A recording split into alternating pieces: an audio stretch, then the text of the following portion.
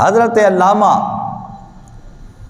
عبد الجلیل قزوینی رحمۃ اللہ تعالی علیہ آپ اس کی وضاحت کرتے ہیں. آپ فرماتے ہیں کہ جب کفار امام الانبیاء صلی اللہ علیہ وسلم کو قتل کرنے کا منصوبہ بنا چکے تو امام الانبیاء صلی اللہ علیہ وسلم نے ہجرت کے سفر کے اندر اپنے یار غار کو اپنے ساتھ لے لیا.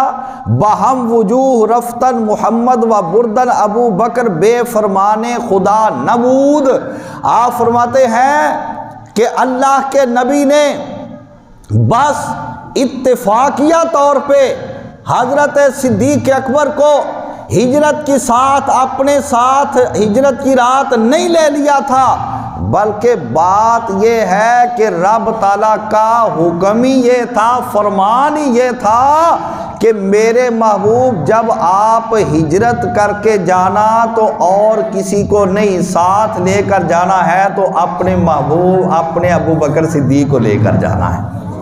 اس کا مطلب یہ نکلا کہ ہجرت کے سفر کے اندر جو حضرت صدیق اکبر رضی اللہ تعالیٰ عنہ کا امام الانبیاء نے انتخاب کیا، حقیقت کے اندر وہ انتخاب صدیق اکبر انتخاب خدا تھا.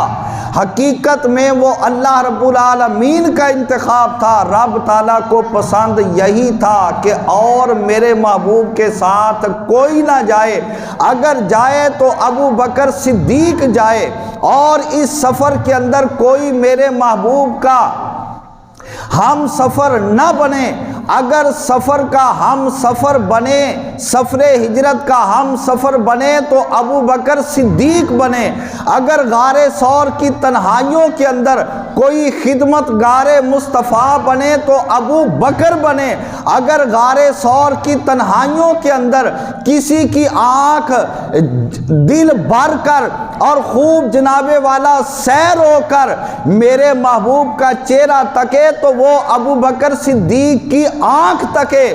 اگر کوئی ذات دوران سفر ہجرت اپنی جان میرے محبوب پر قربان کرے تو وہ ابو بکر صدیق کی ذات قربان کرے. اور میرے محبوب کے آرام پر اگر کوئی اپنی جان قربان کرے تو وہ میرے محبوب کا یار ابو بکر صدیق کی قربان کرے.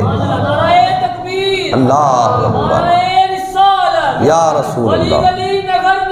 ابو بکر ابو بکر